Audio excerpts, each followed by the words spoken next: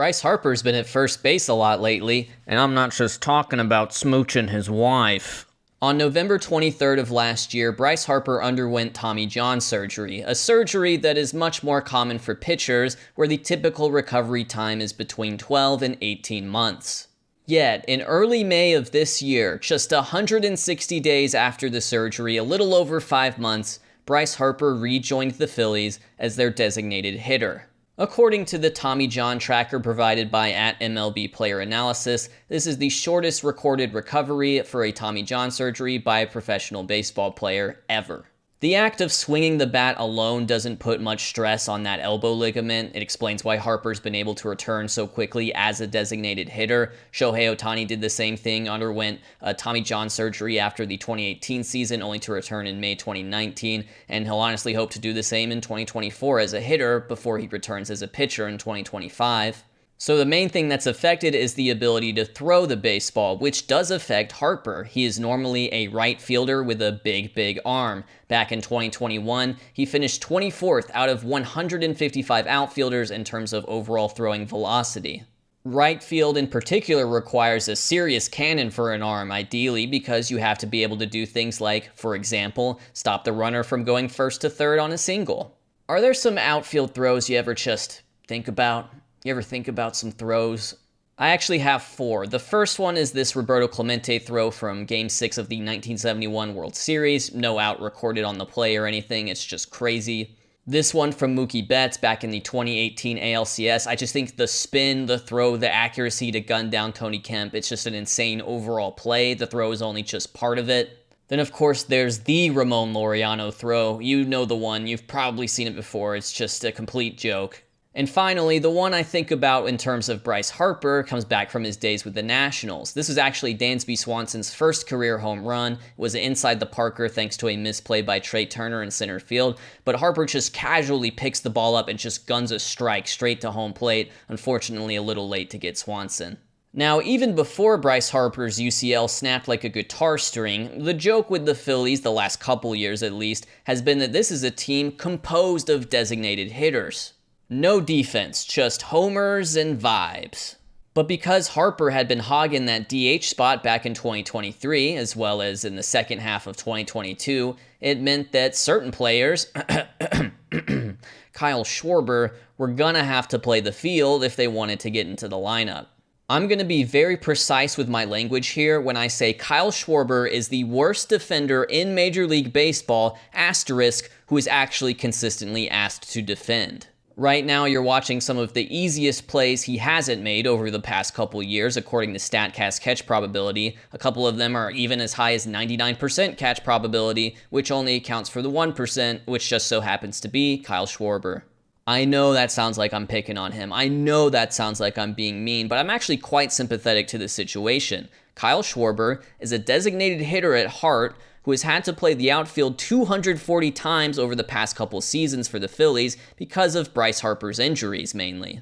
Which is why it was a big deal last April when Phillies beat writer Matt Gelb reported that Harper was going to learn how to play first base. And this made a lot of sense. The demands for throwing are lower at first base than they are for any other position on the diamond, but it was also a nice surprise because Harper had never played first base before. He certainly wasn't going to be able to be an outfielder this year, but if he was, here's what that might have looked like. On September 9th, 2015, the St. Louis Cardinals decided we really need Randal Grichuk's bat in this lineup right now. The problem was he couldn't really throw due to a sore elbow, and the universal designated hitter was not yet in place, so they put him in center field where he proceeded to not throw. Which meant on a play like this in the first inning, he simply flipped the ball to Jason Hayward, who delivered the throw back to the infield. Yeah, I know, this is an actual thing that happened in an actual MLB game not even all that long ago. So maybe we should be thankful that the National League has a designated hitter, because otherwise it would have robbed us of one of the game's biggest stars over the past couple seasons. Anyways, Harper returned to the Phillies lineup in early May, but only as a designated hitter. It was only on July 21st that he made his first career start at first base. And he was tested. He was going to have to throw the ball to some degree, and in his first game back, he found himself in a situation where he was going to have to deliver the ball to the pitcher covering first. Thankfully, maybe the most common throw a first baseman has to make is that simple underhand toss, and he's able to do that without putting stress on the ligament. A few days later, you can see him really using his legs to close the ground before making it a very simple underhand toss. He's able to make these plays even though he's not really able to throw like he normally would. Because he's managed to do this while also deal with hard hit ground balls and scoop throws from his infielders, Harper has graded out as a perfectly league average first baseman this year. But the real impact of that has been felt by Kyle Schwarber, who was starting almost every game in left field when Harper was back, but still DH. Now with Harper playing first base consistently, he's been able to start the majority of his games as the designated hitter, just as he had earlier in the season before Harper had come back at all. There's been a lot of discussion about Kyle Schwarber's wins above replacement this year. On Baseball Reference, he has plus .5 WAR, which seems low given just how many homers he's hit and the 800 OPS, and people are up in arms about it. Which is funny because you have people attacking this particular metric saying, oh, it's bad, oh, it's fake. But what do people use when they don't want to use metrics? They use the eye test. And what would the eye test on Kyle Schwarber's defense tell you? He's really, really bad out there, guys. Like, butcher is too nice of a word. Butchers are really competent in terms of what they do. Probably the biggest component of WAR that its detractors just completely disagree with is the positional spectrum, which says, hey, playing each position has a value independent of how well you actually play it. You know, over the course of a full season, being a league average shortstop is worth 4 more runs than being a league average second baseman because shortstop is harder. And in the case of Schwarber, even though there's an 8-run gap between being a full season left fielder versus full season DH, he's so bad in the field that it actually hurts his value to be out there. Because if he never saw the field this year, if he was only a DH this year, his WAR would not be plus .5, it would be about 2, which I think people would find reasonable for a designated hitter with about a 800 OPS. And of course, to bring it back to Bryce Harper, him playing first base and freeing up that DH spot is what allows Kyle Schwarber to be more valuable. Now, things haven't been all sunshine and rainbows for Harper defensively. In his first couple weeks back in the field, he had plays like this one where he messed up initially fielding the ground ball, and then while he was trying to pick it up, he was probably thinking to himself, do I really want to make this throw with my elbow right now? And just didn't end up doing anything. And then a couple days later, he fielded this ball when he probably shouldn't have, and then he was like, oh crap, I gotta underhand it from all the way down there, and it didn't work out. It just didn't work. But then about a month later, he made this play, which is both impressive defensively, but also the first time we've really seen him use that arm outside of a slow pitch softball type delivery.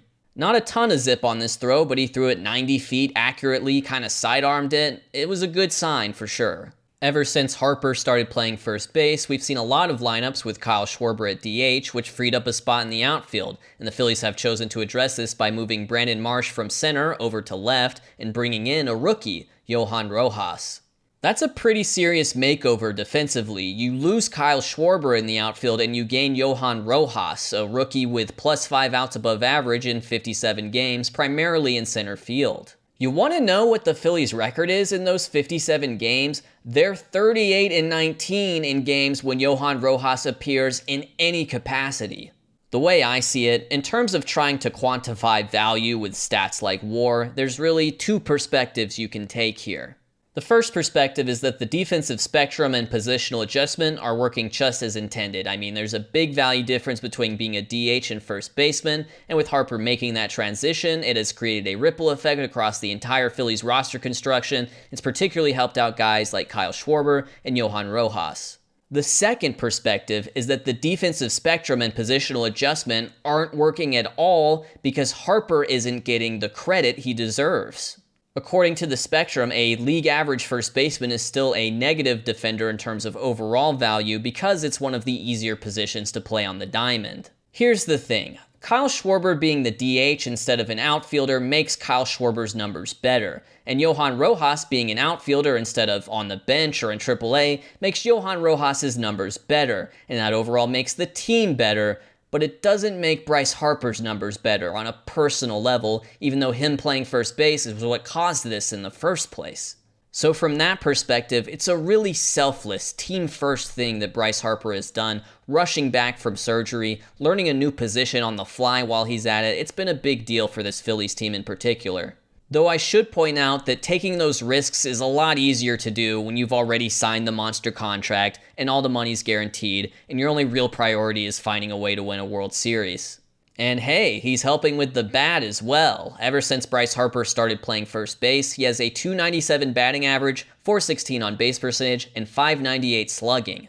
He's hoping to follow up that monster postseason he had in 2022 with another one in 2023. Well, that's all I've got for now, but if you enjoyed this video, you should definitely check out Stathead. Stathead is one of the main research tools I use throughout my videos. In fact, if you go to the description, you'll be able to see sort of a demo I put together of a lot of its features and how you can look up all kinds of cool stats with it. So go check that out, use code FOOLISH20 at checkout for 20% off your annual Stathead subscription, and I'll see you again next time.